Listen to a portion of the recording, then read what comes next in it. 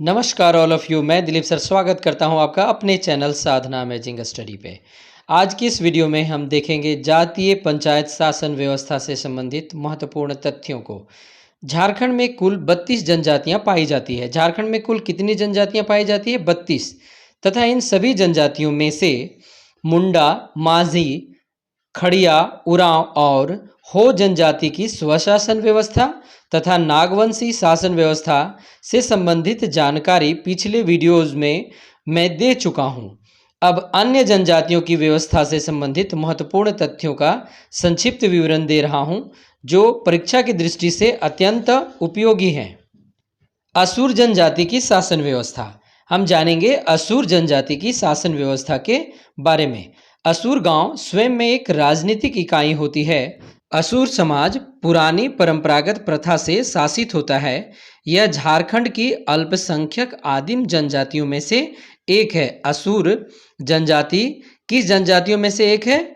झारखंड की अल्पसंख्यक आदिम जनजातियों में से एक है असुर जनजाति। असुर पंचायत के प्रमुख अधिकारी कौन कौन होते हैं? महतो, बैगा, पुजार तथा गोड़ाइत होते हैं।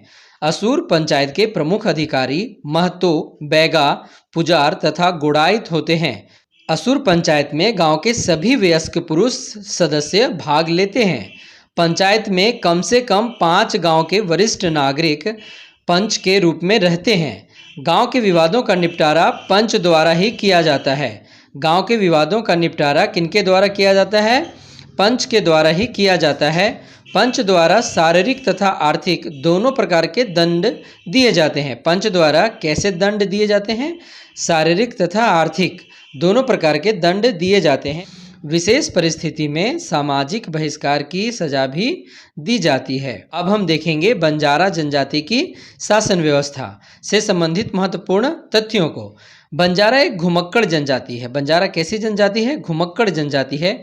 ये झारखंड के लगभग सभी क्षेत्र में पाए जाते हैं या देखे जाते हैं, लेकिन इनका मुख्य संकेंद्रण स्थल किनका? बंजारा का संथाल परगना के राजमहल और दुमका क्षेत्र है। बंजारा का मुख्य संकेंद्रण स्थल कहाँ है? संथाल परगना के राजमहल और दुमका क्षेत्र है। इस जनजाति में कोई व्यवस्थित स्वशासन प्रणाली नहीं पाई जाती है। किस जनजाति में? बंजारा जनजाति में कोई व्यवस्थित स्वशासन प्रणाली नहीं पाई जाती है। फिर भी गांव की समस्याओं के निवारण हेतु एक सामुदायिक परिषद का गठन किया जाता है, जिसका प्रमुख नायक होता है। नायक का चुनाव बंजारा जनजाति के सदस्यों द्वारा ही किया जाता है। नायक का चुनाव किनके द्वारा किया जाता है? बंजारा जनजाति के सदस्यों द्वारा ही किया जाता है। वर्तमान समय में बंजारा सेवक संघ, क्या? बंजारा सेवक संघ के नाम से इनके द्वारा एक संगठन का भी निर्माण किया गया है।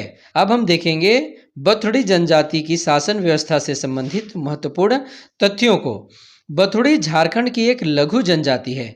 बथुड़ी झारखंड की कैसी जनजाति है? एक लघु जनजाति है। झारखंड में इनका मुख्य निवास स्थल सिंहभूम है। बथुड़ी जनजाति की झारखंड में मुख्य निवास स्थल कहाँ है? सिंहभूम है। बथुड़ी जनजाति में परंपरागत पंचायत व्यवस्था पाई जाती है। इसका मुखिया देहरी या दोहर कहलाता है। बथुड़ी जनजाति की जो पंचायत व्यवस्था पाई जाती है उसका मुखिया क्या कहलाता है? देहरी या दोहर कहलाता है, जो धार्मिक क्रियाकलापों अर्थात पुरोहित का भी काम करता है। यह पद वंशानुगत होता है। सभी तरह के विवाद पंचायत द्वारा ही निपटाए जाते हैं। इनका अपना पारंपरिक कानून है।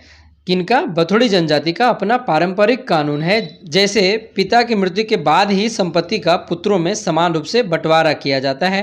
दत्तक पुत्र को भी संपत्ति में हक मिलता है। सौतेले बेटे को, जिसका कटबाप यानी माँ का दूसरा पति की संपत्ति में कोई हक नहीं होता है।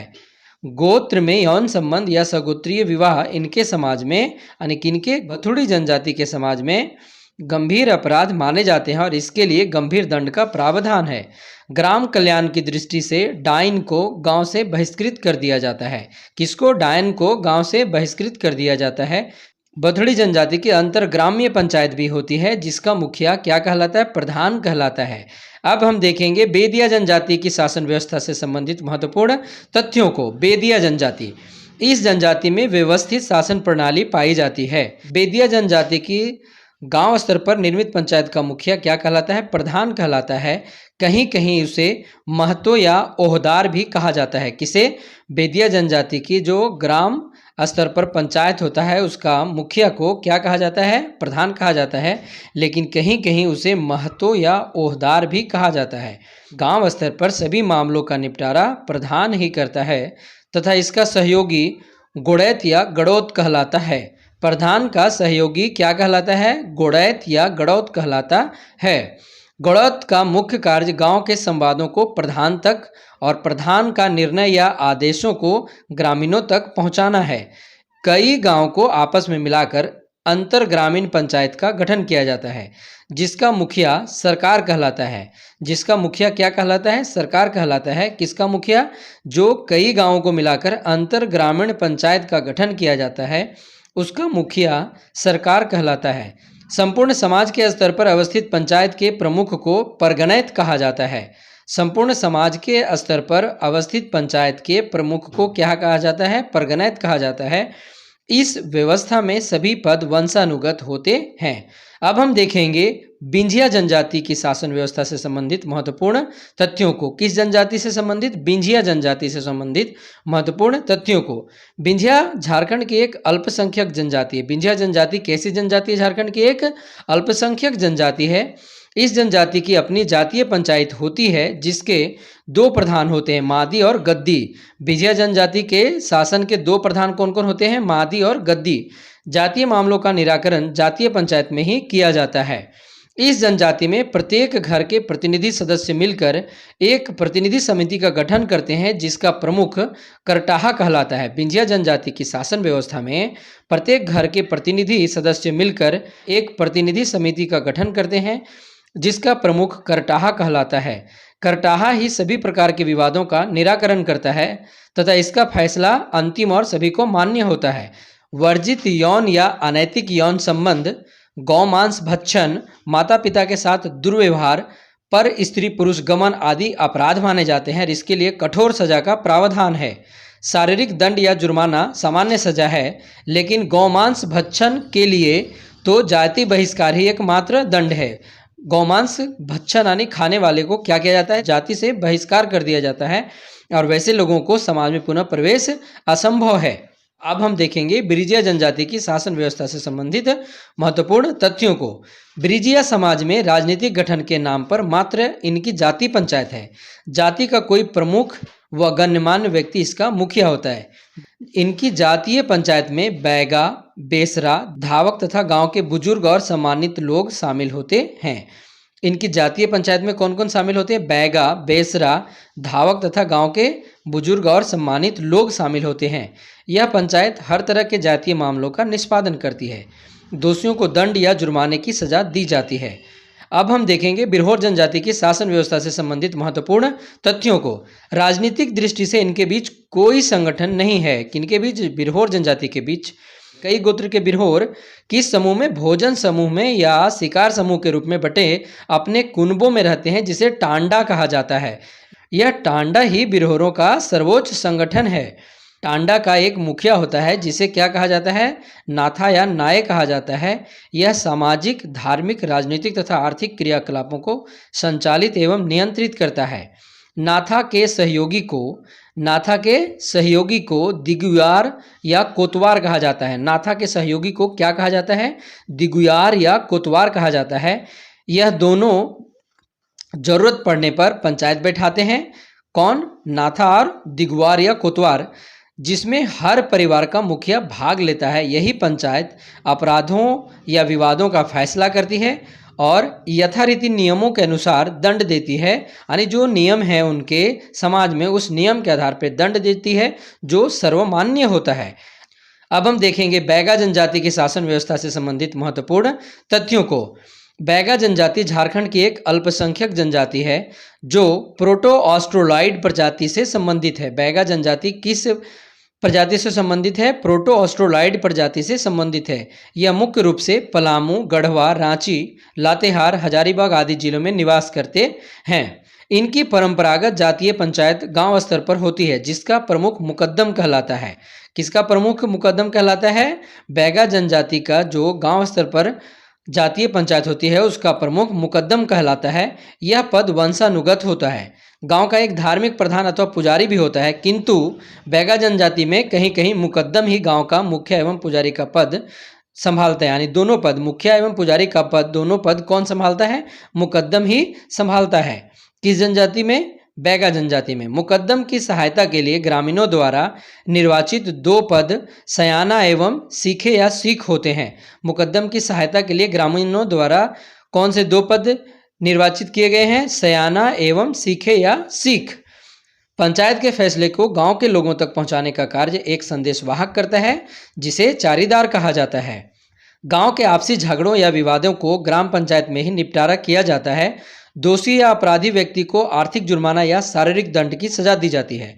पंचायत के निर्णय का सभी सम्मान करते हैं तथा उल्लंघन करने वाले व्यक्ति को गांव के वरीय सदस्यों की सहायता से, किनके सहायता से? गांव के वरीय सदस्यों की सहायता से सामाजिक बहिष्कार किया जाता है। गांव देवता की पूजा तथा अन्य सामाजिक कार्यों में पंचायत सहयोग एवं सहायता करती है।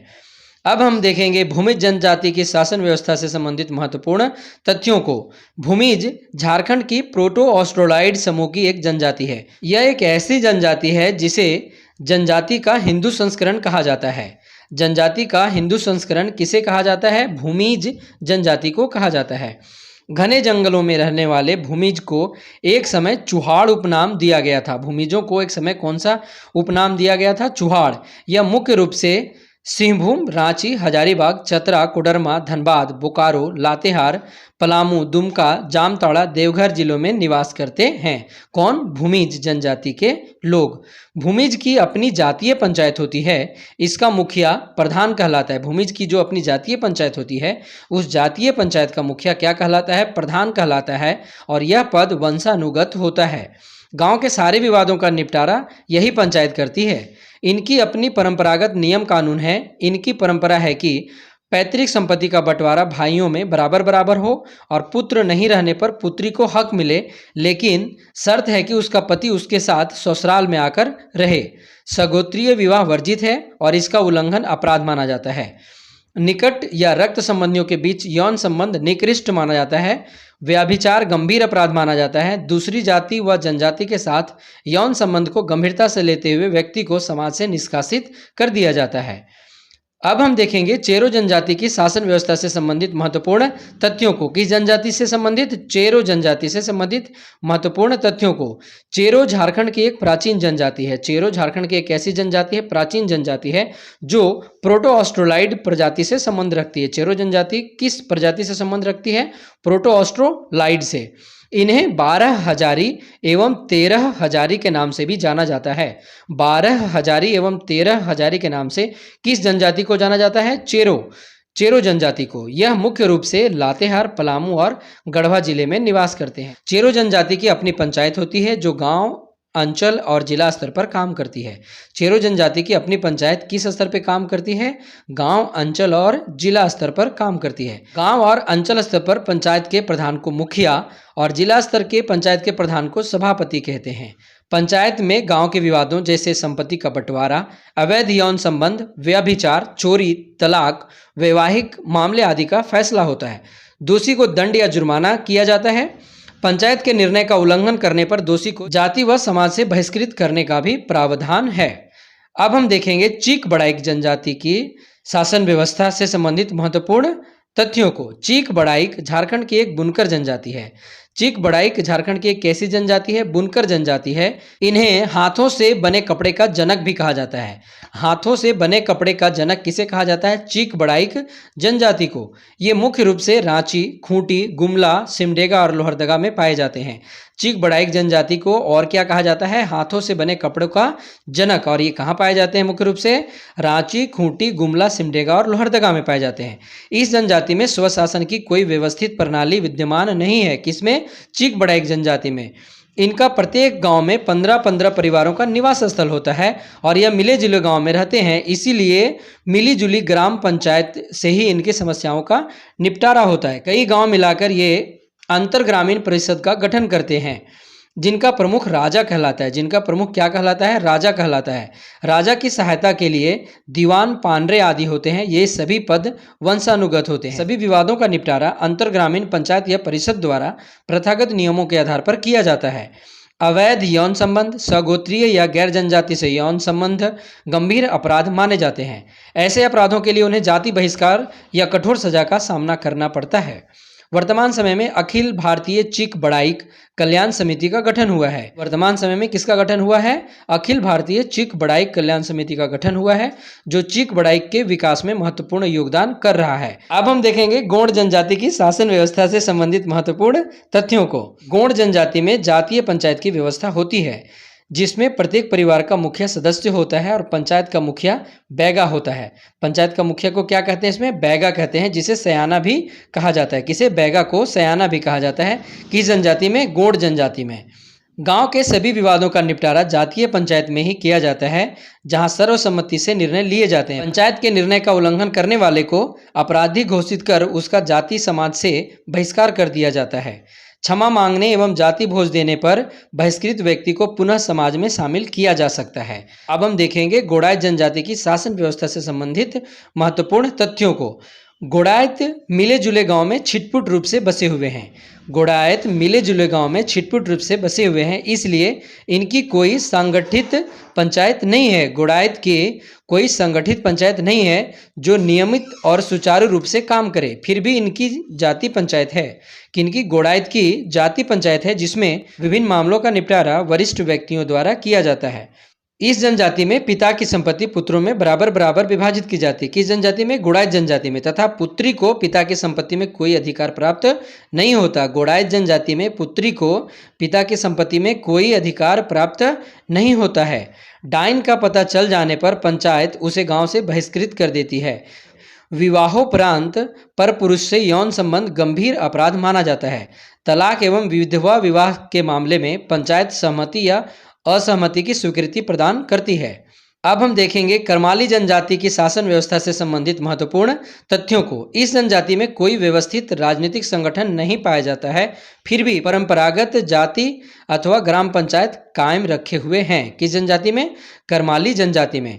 ग्राम स्तर पर जातीय पंचायत का मुखिया मालिक कहलाता है। किसमें? करमाली जनजाति में ग्राम स्तर पर जातीय पंचायत का मुखिया मालिक कहलाता है। यह पद वंशानुगत होता है। यह विवाह, गोत्र, अनैतिक यौन संबंध, शादी, तलाक आदि मामलों का निपटारा करता है। जटिल समस्याओं को सुलझाने के लिए परगना स्तर पर सतगवैया पंचायत बैठती है। परगना स्तर पर कौन सी पंचायत बैठती है? सतगवैया पंचायत बैठती है। यह अंतरग्रामीण मामलों का निष्पादन करती है। सतगवैया पंचायत के प्रधान को परगना मालिक कहते हैं। शिखर स्तर पर बाईसी पंचायत होती है। इसमें शिखर स्तर पर कौन सी पंचायत होती है? बाईसी पंचायत होती है। इसमें 17 से 22 गांव शामिल होते हैं, इसीलिए इस पंचायत का नाम बाईसी पंचायत होता है। इसके मुख्य या प्रमुख को मुख्य मालिक कहा जाता है। इसके मुख्य या प्रमुख को क्या कहा जाता है? मुख्य मालिक कहा जाता है। पंचायत की बैठक की सूचना तथा पंचायत का संदेश लोगों तक पहुंचाने का काम गोड़ाइत करता है। लोगों तक संदेश पहुंचाने का काम कौन करता है? गोड़ाइत करता है। इस जनजाति में आर्थिक दंड, शारीरिक दंड, सामूहिक उपवास, भोज आदि सजा देने के विविध ढंग हैं। कभी थूक चटाया जाता है या बाल मुड़कर चूना पोत दिया जाता है और गधे पर बैठाकर गांव में घुमाया जाता है। पंचायत में अपराध निर्धारण के लिए प्रत्यक्षदर्शियों की गवाही ली जाती है। शपथ या कसम द्वारा अपराध निर्धारण होता है। खौलते पानी में हाथ डालने की धमकी देने पर प्रायः अपराधी सच कबूल लेता है। यदि चेहरे पर कोई सिकन नहीं आती तो उसे निर्दोष माना जाता है। अब हम देखेंगे कंवर जनजाति की शासन व्यवस्था से संबंधित महत्वपूर्ण तथ्यों को। अपने समाज के संचालन और नियंत्रण के लिए कंवर के बीच परंपरागत जाति पंचायत है, जिसका मुखिया सयाना कहलाता है। कंवर जनजाति की परंपरागत जाति पंचायत का मुखिया क्या कहलाता है? सयाना कहलाता है। यह जातीय मामलों का निपटारा करता है। कंवर जनजाति में जातीय पंचायत के अतिरिक्त ग्राम पंचायत भी होती है, जिसका मुखिया प्रधान या पटेल कहलाता है, जबकि जाति पंचायत का मुखिया सयाना कहलाता है। यौन अपराध, व्यभिचार, विवाह विधान का उल्लंघन, चोरी, भूमि विवाद आदि से संबंधित मामलों का निपटारा पंचायत करती है और अपराधियों पर दंड एवं जुर्माना लगाती है। कई गांवों को मिलाकर अंचल संगठन भी बनाया गया है। कंवर जनजाति में कई गांवों को मिलाकर अंचल संगठन भी बनाया गया है जो अंतर ग्रामीण विवादों का निपटारा करती है। कई अंचलों को आपस में मिलाकर एक केंद्रीय संगठन भी है जो संपूर्ण क्षेत्र से संबंधित विवादों का निवारण करता है। वर्तमान समय में कंवरों ने एक कंवर समाज भी बनाया है जो समाज के उत्थान और विकास के लिए सरकार से संपर्क करता है। अब हम देखेंगे खरवार जनजाति की शासन व्यवस्था से संबंधित महत्वपूर्ण तथ्यों को। खरवार समाज में परंपरागत जाति पंचायत पाई जाती है। गांव का वरिष्ठ एवं योग्य व्यक्ति इसका मुखिया होता है। खरवार जनजाति में उनकी परंपरागत जाति पंचायत का मुखिया कौन होता है? गांव का वरिष्ठ एवं योग्य व्यक्ति उसका मुखिया होता है। इस पंचायत के द्वारा अंतरजातीय या सगोत्रीय विवाह, विवाह पूर्व यौन संबंध, डायन, तलाक, संपत्ति का बंटवारा आदि मामले सुलझाए जाते हैं। खरवार की अंतर ग्रामीण पंचायत भी होती है जिसे चट्टी पट्टी, पचौरा या सतौरा कहते हैं। खरवारों की अंतर ग्रामीण पंचायत होती है उसे क्या कहते हैं? चट्टी पट्टी, पचौरा या सतौरा कहते हैं। 4 गांव की पंचायत को चट्टी, 5 गांव की पंचायत को पचौरा और 7 गांव की पंचायत को सतौरा कहते हैं। पंचायत का निर्णय सर्वमान्य होता है तथा इसका उल्लंघन करने पर जाति से बहिष्कार कर दिया जाता है। अब हम देखेंगे खोंड जनजाति की शासन व्यवस्था से संबंधित महत्वपूर्ण तथ्यों को। प्राचीन काल में खोंडों की पारंपरिक ग्राम संगठन बहुत मजबूत थी। उनका मुखिया गौटिया कहलाता था। किनका? खोंड जनजाति की जो पारंपरिक ग्राम संगठन था उसका मुखिया गौटिया कहलाता था। ही इनके सारे विवादों का निराकरण करता था। अब अधिकांश गांव में कोई गौटिया नहीं है, ये मिले जुले गांव में रहते हैं तथा अब ये ऐसे ग्राम पंचायत के अंग बन गए हैं जिसका मुखिया प्रायः दूसरी जनजाति से होता है। अब ग्राम पंचायत में सरपंच ही सर्वे सर्वा बन गया है जिसका चयन ग्रामवासियों द्वारा होता है। इनकी अपनी अंतर ग्राम्य जाति पंचायत है जिसमें इनके जाति विवादों का निपटारा होता है। जाति के बाहर या गोत्र में विवाह या यौन संबंध आदि को सामाजिक अपराध माना जाता है और दोषी को दंड दिया जाता है, आर्थिक जुर्माना लगाया जाता है या भोज भात देने को बाध्य करते हैं। अब हम देखेंगे किसान जनजाति की शासन व्यवस्था से संबंधित महत्वपूर्ण तथ्यों को। इस जनजाति में कोई राजनीतिक संगठन नहीं है लेकिन गांव में जाति पंचायत या ग्राम पंचायत पाई जाती है। गांव के झगड़ों को निपटाने के लिए अस्थायी पंचायत बुलाई जाती है। किसमें? किसान जनजाति में। कई गांवों को मिलाकर परगना पंचायत की स्थापना होती है जो अंतर ग्रामीण विवादों का निपटारा करती है। पंचायत के प्रमुख अधिकारी महतो, सरदार तथा कोतवार होते हैं। किसान जनजाति में पंचायत के प्रमुख अधिकारी कौन होते हैं? महतो, सरदार तथा कोतवार होते हैं। प्रत्येक वरिष्ठ सदस्य पंचायत की कार्यवाही में भाग ले सकता है। पंचायत का खर्च पंचायत बैठाने वाले या बुलाने वाले व्यक्ति को वहन करना पड़ता है। पंचायत का खर्च किसे वहन करना पड़ता है? पंचायत बैठाने या बुलाने वाले व्यक्ति को उस खर्च का वहन करना पड़ता है। अब हम देखेंगे कोल जनजाति की शासन व्यवस्था से संबंधित महत्वपूर्ण तथ्यों को। कोल जनजाति को झारखंड के 32वीं जनजाति के रूप में 2003 में मान्यता मिली। प्रजातीय समूह की दृष्टि से कोल जनजाति को प्रोटो ऑस्ट्रोलाइड के अंतर्गत रखा गया है। इनकी भाषा संथाली से मिलती जुलती है। किनकी भाषा? कोल जनजाति की भाषा संथाली से मिलती जुलती है। ये मुख्य रूप से दुमका, देवघर, गिरिडीह आदि जिले में पाए जाते हैं। इनमें बी रक्त समूह की अधिकता पाई जाती है। किसमें? कोल जनजाति में। ये सरना धर्म के अनुयायी हैं तथा सिंगबोंगा को सर्वशक्तिमान देवता मानते हैं। इनमें राजनीतिक चेतना का पूर्णतः अभाव है लेकिन परंपरागत पंचायत प्रचलित है जिसका मुखिया मांझी कहलाता है। जिसका मुखिया क्या कहलाता है? मांझी कहलाता है। यह पंचायत ही इनके सारे जातीय, सामाजिक एवं आपसी विवादों का निपटारा करती है तथा पंचायत का फैसला सभी को मान्य होता है। अब हम देखेंगे कोरा या कोड़ा जनजाति की शासन व्यवस्था से संबंधित महत्वपूर्ण तथ्यों को। कोरा जनजाति की एक परंपरागत ग्राम पंचायत होती है जिसका मुखिया महतो कहलाता है। कोरा जनजाति की परंपरागत पंचायत का मुखिया क्या कहलाता है? महतो कहलाता है। गांव के सभी परिवार के मुखिया पंचायत के सदस्य होते हैं और महतो उनका अध्यक्ष होता है। महतों की सहायता के लिए 2 पद हैं, प्रमाणिक और जोग मांझी। कोई लिखित कानून नहीं है किंतु सामाजिक नियंत्रण एवं कुछ परंपराएं, नियम, आदर्श एवं आचरण हैं जिन्हें कानून जैसी मान्यता प्राप्त है। इस पंचायत में घरेलू झगड़े, संपत्ति विवाद, व्यभिचार, पत्नी प्रताड़ना, जादू टोना, डायन आदि से जुड़े मामलों का निपटारा होता है। दोषी पर जुर्माना लगाया जाता है या शारीरिक दंड दिया जाता है। पंचायत का निर्णय सभी को मान्य होता है। अब हम देखेंगे कोरबा या कोरवा जनजाति की शासन व्यवस्था से संबंधित महत्वपूर्ण तथ्यों को। कोरबा जनजाति की अपनी परंपरागत जाति पंचायत होती है। इसके माध्यम से शादी विवाह, यौन अपराध, जमीन जायदाद, संपत्ति का बंटवारा, तलाक, डायन बिसाही आदि से संबंधित मामले सुलझाए जाते हैं। विवादों का निपटारा साक्ष्य के आधार पर होता है। गवाहों की सत्यता की परीक्षा शपथ दिलाकर की जाती है। गवाहों की सत्यता की परीक्षा किस प्रकार की जाती है? शपथ दिलाकर की जाती है। जब कोई व्यक्ति जाति से बाहर विवाह कर लेता है तो उस पर जुर्माना या उसे जाति बहिष्कार की सजा दी जाती है। बहिष्कृत व्यक्ति द्वारा भोज भात देने पर उसे पुनः समाज में शामिल कर लिया जाता है। इसे भात भीतर कहा जाता है। कोरबा जनजाति में ग्राम पंचायत का प्रधान मुखिया कहलाता है। गांव के वरिष्ठ इसके पंच होते हैं और बैठक की अध्यक्षता मुखिया करता है। अंतर ग्रामीण विवादों को गांव की पंचायत के सदस्य सुलझाते हैं, जिसका प्रधान बड़ा मुखिया कहलाता है। जिसका प्रधान क्या कहलाता है? बड़ा मुखिया कहलाता है। यह समुदाय के विशिष्ट एवं प्रतिष्ठित व्यक्ति के रूप में जाना जाता है। सभी महत्वपूर्ण पर्व, त्योहारों और समारोहों में उसकी उपस्थिति अनिवार्य मानी जाती है। अब हम देखेंगे लोहरा या लोहार जनजाति की शासन व्यवस्था से संबंधित महत्वपूर्ण तथ्यों को। छिटपुट रूप से मिले जुले गांव में बसे होने के कारण लोहार या लोहरा जनजाति की कोई संगठित शासन व्यवस्था नहीं है, परंतु अपनी जातिगत समस्याओं को सुलझाने हेतु इनकी जाति पंचायत होती है। किनकी? लोहरा जनजाति की जाति पंचायत होती है। यह पंचायत उनके सारे आपसी विवादों एवं झगड़ों का निपटारा अपने रीति रिवाज एवं परंपरागत नियम कानून के आलोक में करती है, जो समाज द्वारा मान्य होता है। डायन साबित हो जाने पर कठोर दंड दिया जाता है। किसी खास मौके पर दूसरे गांव के लोहरा से संपर्क सूत्र बनाकर अंतर ग्राम्य परिषद का रूप दे दिया जाता है, जो दो गांव के बीच के गंभीर विवादों का समाधान करती है। अब हम देखेंगे महली जनजाति की शासन व्यवस्था से संबंधित महत्वपूर्ण तथ्यों को। महली जनजाति की कोई संगठित शासन व्यवस्था नहीं है, परंतु गांव स्तर पर पंचायत का गठन किया जाता है तथा इसी के माध्यम से आपसी विवादों का समाधान किया जाता है। दोषी को आर्थिक, शारीरिक या दोनों प्रकार के दंड दिए जाते हैं। किस समाज में? महली समाज में। गंभीर अपराध के लिए गांव तथा आसपास के सभी रिश्तेदारों को जाति भोज देना पड़ता है। संथाली क्षेत्र में प्रधान या परगनैत और मुंडा क्षेत्र में मुंडा मुखिया ही महली का भी मुखिया होता है। अब हम देखेंगे माल पहाड़िया जनजाति की शासन व्यवस्था से संबंधित महत्वपूर्ण तथ्यों को।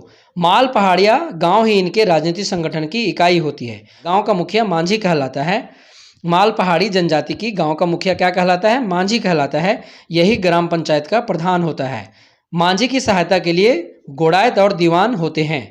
कुछ क्षेत्रों में खासकर सालवन पहाड़ में एक और अधिकारी होता है जिसे प्रमाणिक कहते हैं।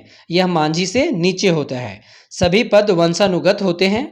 गांव के सभी वरिष्ठ व्यक्ति इस परंपरागत पंचायत के सदस्य होते हैं। इस पंचायत में गांव के झगड़ों का निपटारा और समस्याओं का समाधान किया जाता है। पंचायत का फैसला सभी को मान्य होता है। इसका उल्लंघन और अवहेलना करने वाले को जाति बहिष्कार की सजा दी जाती है।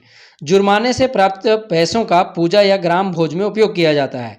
अंतर ग्राम में झगड़ों और विवादों को सुलझाने के लिए कई गांवों को मिलाकर एक संगठन बनाया जाता है, जिसका मुखिया सरदार कहा जाता है। माल पहाड़ी जनजाति के बीच बिटलाहा की प्रथा नहीं है। अब हम देखेंगे सौरिया पहाड़िया जनजाति के शासन व्यवस्था से संबंधित महत्वपूर्ण तथ्यों को। सौरिया जनजाति का राजनीतिक जीवन बहुत लोकतांत्रिक है। इनके गांव का प्रबंधन मांझी करता है। सौरिया जनजाति की गांव का प्रबंधन मांझी करता है, जो गांव का मुखिया एवं पुजारी भी होता है। गांव का मुखिया एवं पुजारी कौन होता है? मांझी होता है। किस जनजाति में? सौरिया पहाड़िया जनजाति में। मांझी की सहायता गिरी, कोतवार और भंडारी या गोड़ैत करते हैं। मांझी की सहायता कौन करते हैं? गिरी, कोतवार और भंडारी या गोड़ैत करते हैं। किसमें? सौरिया पहाड़िया जनजाति में। ग्राम पंचायत गांव के सभी प्रकार के झगड़ों या विवादों का निपटारा करती है। विभिन्न गांव के बीच विवादों को सुलझाने के लिए दो तरह के अंतरग्राम्य संगठन होते हैं। 15 से 20 गांव पर एक नायक होता है। सौरिया पहाड़िया जनजाति में 15 से 20 गांव पर एक नायक होता है तथा 70 से 80 गांव पर एक सरदार होता है। सरदार पर पूरे इलाके की जिम्मेदारी होती है। अंग्रेजों के शासनकाल में सरदार, नायक एवं मांझी को मान्यता मिली हुई थी और उन्हें मासिक वृत्ति भी दी जाती थी। सभी अधिकारियों के पद वंशानुगत होते हैं। अब हम देखेंगे परहिया जनजाति की शासन व्यवस्था से संबंधित महत्वपूर्ण तथ्यों को। परहिया झारखंड की एक अल्पसंख्यक जनजाति है। परहिया झारखंड की एक ऐसी जनजाति है, अल्पसंख्यक जनजाति है। ये पलामू की पहाड़ियों में पीढ़ियों से रहते आ रहे हैं। ये मुख्य रूप से लातेहार, पलामू, गढ़वा एवं हजारीबाग जिले में निवास करते हैं। कौन? परहिया जनजाति के लोग। प्रजातीय दृष्टि से परहिया को प्रोटो ऑस्ट्रोलाइड वर्ग में रखा गया है। परहिया समाज का गांव के संचालन में खूंट की विशेष भूमिका होती है। हर गांव में इसकी जाति पंचायत होती है जिसे भैयारी या जाति गोंठ कहते हैं। परिया समाज में जो जाति पंचायत होती है उसे क्या कहते हैं? भैयारी या जाति गोंठ कहते हैं। परिया जनजाति में गांव पंचायत का मुखिया महतो या प्रधान कहलाता है। इसका सहायक कहतो या खतो होता है। किस जनजाति में? परिया जनजाति में। पंचायत में कई पंच भी रहते हैं। महतो प्रथागत नियमों के मुताबिक फैसला देता है। इनके यहाँ साक्षी प्रथा है। किनके यहाँ? परिया जनजाति में साक्षी प्रथा है। गांव में पर्व या धार्मिक उत्सव के आयोजन में महतो मार्गदर्शन करता है तथा संकट की घड़ी में गांव के कल्याण के लिए बैगा को पूजा पाठ द्वारा देवी देवताओं को प्रसन्न करने के लिए निर्देश देता है। 8 से 10 गांव को मिलाकर अंतर ग्रामीण पंचायत का गठन किया जाता है। परिया जनजाति में 8 से 10 गांवों को मिलाकर अंतर ग्रामीण पंचायत का गठन किया जाता है जिसे कारा भैयारी कहा जाता है। जिसे क्या कहा जाता है? कारा भैयारी कहा जाता है, जो विभिन्न गांव के झगड़ों का निपटारा करती है। अब हम देखेंगे सबर जनजाति की शासन व्यवस्था से संबंधित महत्वपूर्ण तथ्यों को। सबर जनजाति की अपनी परंपरागत पंचायत होती है जिसका प्रमुख प्रधान कहलाता है। सबर जनजाति की जो परंपरागत पंचायत होती है उसका प्रमुख क्या कहलाता है? प्रधान कहलाता है। प्रधान की सहायता गोड़ायत करता है जो प्रधान के सभी आदेशों एवं संदेशों को गांव के लोगों तक पहुंचाने का कार्य करता है। जातीय पंचायत द्वारा ही गांव के सभी विवादों का निपटारा किया जाता है। जातीय पंचायत के सभी पद वंशानुगत होते हैं।